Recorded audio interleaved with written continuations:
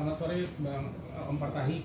Ini terkait kasus meninggalnya Sutrimo yang merupakan kepala rumah tangga seorang Febri Adriansyah. Nah, ketika itu kan dibawa ke rumah di Banyumas, yang itu kan si Brio ya yang menyerahkan itu, tapi dia menolak untuk dilakukan otopsi. Padahal pihak rumah sakit ketika itu menawarkan untuk melakukan otopsi untuk mencari tahu apa penyebab meninggalnya Sutrimo, tapi menolak dan untuk segera dibawa pulang ke Banyumas. Setelah bawa pulang sampai di Banyumas, dia bilang ke pihak keluarganya untuk segera dimakamkan. Dari kacamata hukum tentang kasus yang terjadi dengan meninggalnya Sutrimo, menurut Om Partahi seperti apa? Iya. Jadi tadi pertanyakan Sutrimo ini sebagai kepala rumah tangga. Betul apa tidaknya, tetapi itulah sekarang rumors yang ada di masyarakat. Benar kan? Iya. Semua juga orang mengatakan bahwa dia kepala rumah tangga. Kalau memang dia bukan kepala rumah tangga, tapi dia adalah yang bekerja di rumahnya Febri ini kan gitu. Dengan itu tentunya diasumsikan bahwa yang namanya orang kerja sebagai PRT ya, mohon maaf, atau apapun di rumah tangga, itu kan orang yang selalu ada stay di rumah. Otomatis semua kegiatan di rumah itu banyak diketahui sama yang namanya pembantu rumah tangga, ya kan? Nah, sehingga kalau orang kait-kaitkan Sutrimo ini banyak tahunya mengenai masalah apa yang terjadi dalam kaitan kasus Febri, saya pikir itu make sense, masuk di akal. Karena pada waktu terjadi satu tindak pidana, ya, dalam hal ini Febri udah kena undang-undang korupsi, kena tindak pidana pencucian uang. Tentunya kan yang dicurigai adalah bahwa ada aliran-aliran dana yang keluar masuk atau aliran-aliran barang yang keluar masuk ke rumahnya Febri itu, yang diasumsikan yang namanya pembantu rumah tangga itu tahu, ya kan? Karena pembantu rumah tangga, kepala rumah tangga selalu ada di rumah hampir 24 jam, ya kan? Nah, ternyata yang namanya Sutrimo ini tiba-tiba beberapa minggu lalu mulutnya berbusa-busa, kemudian dibawa ke klinik, kemudian ada yang menyatakan bertanggung jawab pada waktu dia masuk ke klinik, yang namanya kalau nggak salah Febrio itu, kan gitu ya, yang akhirnya terus nggak tertolong, kemudian Sutrimo meninggal. Kemudian dengan inisiatif, ya, pada waktu itu rumah sakit juga sempat menanyakan apa mau adakan pemeriksaan dalam kan gitu kan, tapi ternyata dianggap nggak perlu katanya. Kemudian dengan kesannya dengan terburu-buru, kemudian mayat ini diberesin dan segala macam, diberangkatkan ke Banyumas. Di Banyumas juga seolah-olah orang di rumah itu, keluarganya Sutrimo ini, bahkan masyarakat terkesan diem gitu kan. Nah, ini ada apa gitu? Apakah ada yang mengatakan atau mengancam kalian jangan ikut-ikut cerita, ini menyangkut kasus orang besar, dan setiap orang walaupun di kampung, sekarang media sudah di mana-mana. TV ada berita mengenai masalah kejadian FA ini, sudah ada ke seluruh Indonesia, bahkan seluruh dunia gitu. Sehingga orang pada ngerti persoalannya, kan gitu ya. Nah, kemudian bagaimana ceritanya sampai polisi ini nggak bergerak secepatnya, ya kan? Bahkan terkesan menurut saya ini lamban. Ini kembali nih, ya, ini kritik yang baik tentunya. Kepolisian nggak usah tersinggung, karena begini kalau di pandangan saya, polisi waktu kalian mentersangkakan Febri dalam kasus awalnya, tindak pidana awalnya itu, ya, yang ditemukan emas dan segala macam, dengan gagahnya polisi langsung mentersangkakan, ya, waktu itu bahkan kesannya ribut di mana-mana, ya, kenapa izin presiden dan segala macam. Kita apresiasi, kita kagum juga pada waktu itu kepada pihak kepolisian, hebat, berani, presisi, transparan, ya kan, bisa dipertanggungjawabkan. Ternyata belum apa-apa atas pertemuan para petinggi-petinggi, ya kan, ada katanya menteri ini ada namanya jaksa agung dan segala macam. Kemudian terjadi kebijakan menyerahkan ini kepada pihak kejaksaan, ya kan? Nah semua orang mengatakan, loh kok bisa penyidik sama penyidik, ya kan? Tugasnya siapa? Orang yang membuka persoalan pertama kali polisi kok. Polisi lebih berhak, ya menurut pandangan saya, untuk memeriksa ini awal. Nah, tapi pada waktu diserahkan kepada kejaksaan, terjadi lagi tumpang tindih, terjadi kekeliruan atau kesalahan yang fatal, menyerahkan kepada instansi di mana si pelaku ini, si tersangka ini berdinas, gitu. Nah, sehingga ada orang bilang, wah ini gimana nih bisa objektif nih, bisa transparan ini pemeriksaannya, kan gitu ya. Karena memang yang periksa adalah instansi di mana dia berada gitu. Nah, kemudian siapa yang periksa dia? Ternyata yang periksa dia sesuai dibentuk juga tim 9. Kalau saya lihat di struktur 9 orang di tim 9, ya orang-orang kejaksaan juga yang lebih banyak. Ya kan? Yang notabene katakanlah posisinya lebih rendah daripada si FA ini. Untuk itu tentunya kita pertanyakan di mana objektivitas atau di mana keberanian dari penyidik-penyidik kejaksaan melakukan pemeriksaan kepada mantan atasannya dia. Ini yang kita pertanyakan.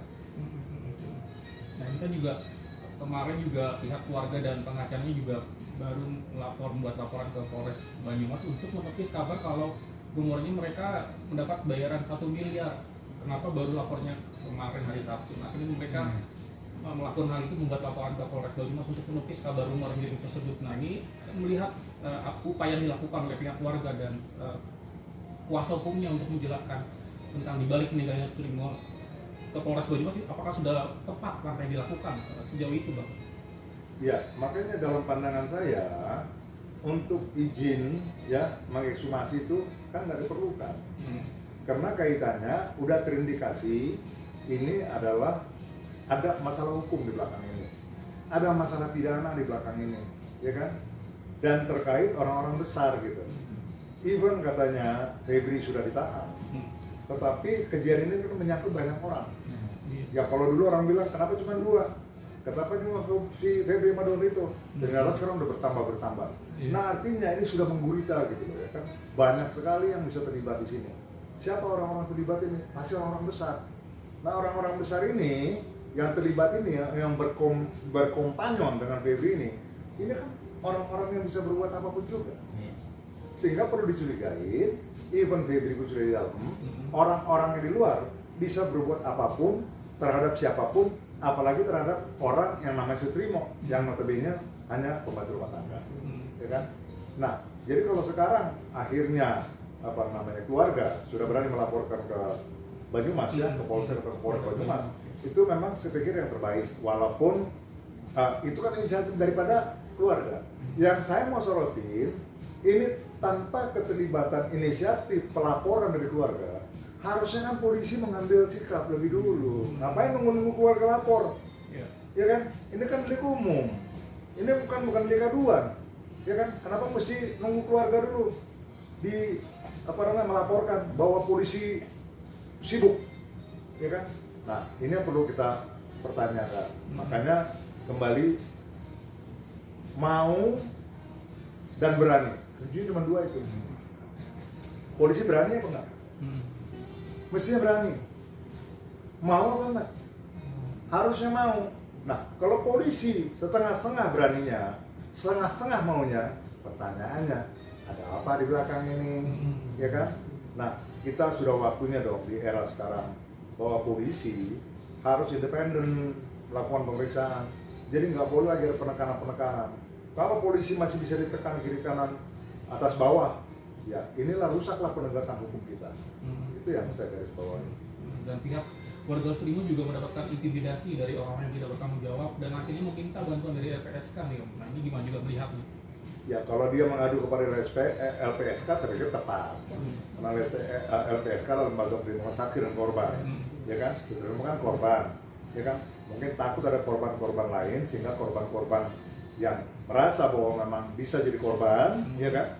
Kemudian cepat-cepat minta perlindungan daripada LPSK. Saya pikir itu tepat, karena kalau nggak cepat juga LPSK juga melakukan perlindungan, takutnya terjadi lagi hal-hal serupa. Ini kan bisa masuk ke menghalang-halangi penyidikan, menghilangkan seseorang saksi-saksi kunci, ini kan masuk dalam obstruction of justice-nya gitu ya kan. Makanya LPSK harus segera, memang harus gercep memang langsung menangani hal ini. Dan hari ini juga dilakukan ekshumasi ya atau otopsi terhadap meninggalnya Sutrimo, dan kemungkinan juga bisa diteliti juga, kemungkinan juga adanya dugaan pembunuhan berencana terhadap meninggalnya saya Sutrimo. pikir itu, tetapi kan makanya saya bilang kenapa terlalu lama. Sementara kalau kita bicara ya dari segi ilmu kedokteran, ilmu racun-racunan gitu ya, dari ciri-ciri kematian Sutrimo yang busa keluar segala macam, dan kemudian ada katanya informasinya bahwa sesudah diekshumasi nggak ditemuin juga ada katakanlah luka-luka ya atau pemukulan atau apa karena benda tumpul. Artinya sementara kita anggap bahwa memang dia ini mati ya kan karena dimasukkan sesuatu ya cairan, apakah itu pengracun atau apa dan segala macam. Nah itu yang menjadi kita jadi miris karena apa? Di dalam ilmu kedokteran yang mengenai ilmu racun-meracun ini ya kan, apakah itu cyanida atau arsenik, itu justru kalau dipakai arsenik atau cyanida dia punya waktu tertentu, kalau nggak dia bisa muat, kalau nggak salah nggak bisa lebih dari 124 jam gitu, bahkan lebih awal daripada itu. Nah sekarang kalau diekshumasi sekarang berdasarkan laporan pihak keluarga, terus bagaimana pertanggungjawaban dokter forensik nanti? Kalau katakanlah semua bukti-bukti tadi itu racun tadi udah menguap bagaimana? Sementara bukti dia dianiaya nggak ada, terus menjadi gelap dong, ya kan?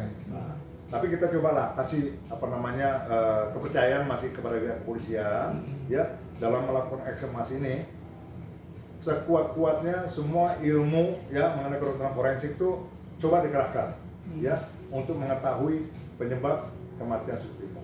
Karena saya dengar dia ini nggak pernah ada penyakit yang aneh-aneh juga, gitu, nggak pernah yang aneh, katanya cuma ada di sakit cuma diabetes sama apa itu asam urat kayak gitu-gitu. Dia nggak ada jantung, jadi artinya nggak ada kesan bahwa dia ini meninggal karena serangan jantung gitu, ya atau kena stroke, nggak ada itu, gitu kan. Jadi cenderung memang ini adalah dilakukan menghilangkan Sutrimo ini karena dianggap dia banyak tahu di rumah tangga, ya kemudian dihilangkan dengan cara yang paling tersamar. Ya paling tersamar memang semuanya dalam melakukan katakanlah menghilangkan seseorang ya racun. Kalau nggak racun ya culik, dibawa pergi. Dan permainan seperti ini, mohon maaf ini ya, saya mesti katakan ini, saya bukan sok tahu gitu ya. Saya pernah menangani satu kasus korupsi, tapi saya nggak mau cerita lagi ya di belakang. Kalian bisa lihat aja di riwayat saya menangani kasus korupsi dulu.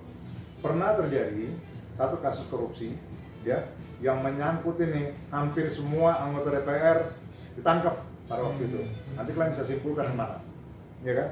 Nah apa yang terjadi pada waktu itu? Ada satu saksi ya yang menerima travel check ya dari salah satu bank swasta, ya kan, yang menjadi saksi kunci ya sampai dengan kasus bergulir di KPK ya, saksi ini tidak bisa dihadirkan. Sesudah dicek ya seolah-olah saksi ini adalah seorang yang punya posisi sebagai direktur dan segala macam ya, sesudah dipanggil, diteliti, ditemui keluarganya, dia hanya seorang penjual oli di pinggir jalan. Bayangin. Dan sampai dengan kasus ini ditutup, sampai dengan katakanlah semuanya dihukum sudah, sampai detik ini ya saya nggak pernah dengar bahwa si orang ini yang terlibat itu ada masih hidup atau dia ada di mana. Jadi pokoknya dia hilang aja. Dipanggil keluarga nggak tahu bahwa dia sekarang ada di luar negeri atau memang dia udah ditanam di pinggir kali, apa dia disimpan di gunung apa di mana kita nggak tahu. Pokoknya hilang aja lenyap begitu aja. Jadi karena pernah ada kejadian begini, saya pribadi mengalami. Saya tentunya mesti mengatakan dalam kasus Sutrimo ini juga bisa aja hal-hal seperti ini, ya kan? Karena kalau orang sudah berbuat jahat, kemudian dia mampu untuk mencoba menutupi, dia akan tutupi dengan segala macam. Bahkan berani menghilangkan nyawa orang untuk menutupi kejahatannya dia. Tetapi kita mesti percaya, kejahatan bagaimanapun juga nanti pasti akan terungkap. Nah ini juga di lain sisi juga yang menjadi tanda tanya juga kan juga meninggalnya si Winda yang merupakan istri dari Brigadir IH itu sendiri, yang sebelumnya juga dipanggil untuk menjadi saksi di KPK terkait dengan kasus korupsi dari si Febri, tapi setelah itu akhirnya meninggal yang diduga dilakukan oleh suaminya itu. Nah ini juga dalam lingkaran ini kasus korupsi Febri sendiri yang akhirnya mengakibatkan 2 orang kehilangan nyawa, seperti apa melihatnya? Ya itulah makanya saya bilang, ini kan sebenarnya hal-hal yang mungkin dilakukan, sangat mungkin dilakukan oleh orang-orang yang melakukan kejahatan, gitu.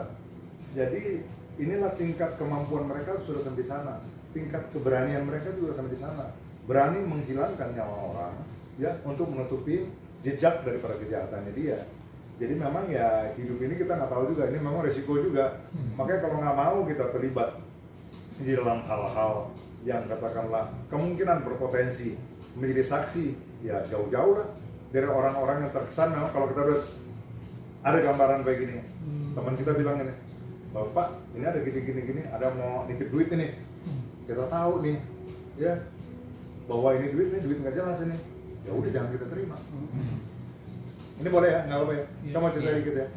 Ada satu orang juga yang ditangkap, ya, dia juga miskin dulu. Saya berani cerita karena udah lewat nih. Tiba-tiba saya ditelepon sama dia, Bang, saya si Anu. Mas Anu?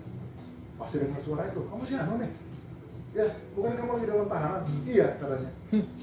Loh, ada apa kamu hubungi saya nggak kenal kamu loh, gue bilang.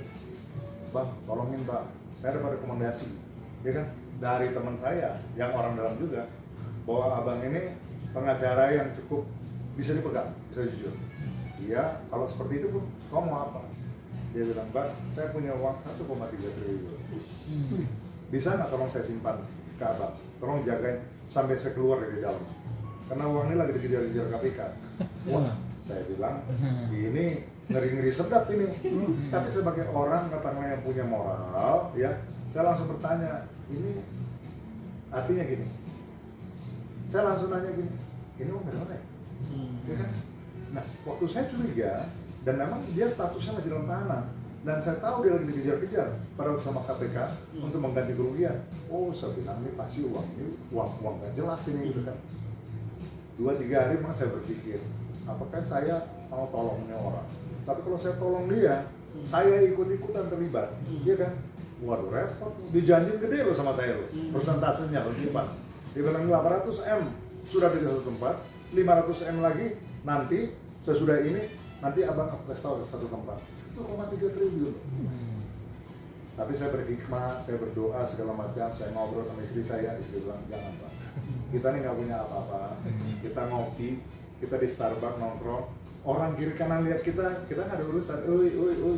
Pada waktu kita terima dana itu, kita hidup tengah-tengah. Ada orang, kita lagi makan di restoran, ada orang lihat, kita bilang, wah jangan-jangan polisi nih, jangan-jangan nih KPK nih, jangan-jangan nih, artinya kita dikejar-kejar bayangan. Untuk itu makanya nih pelajaran buat masyarakat, kalau ada orang mau nitip uang, ya dalam jumlah yang cukup besar, jangan buru-buru mau diterima, mesti tahu dulu, bos, ini duit dari mana nih, kok tiba-tiba nitipin bos 10 miliar, 100 miliar dari mana? Kalau memang kita curiga bahwa memang profil daripada pekerjaannya dia tidak sesuai sama pendapatan dia yang dimotivasi kita, jangan diterima. Itu termasuk pencucian uang. Itu sebagai pelajaran kepada masyarakat. Terima kasih.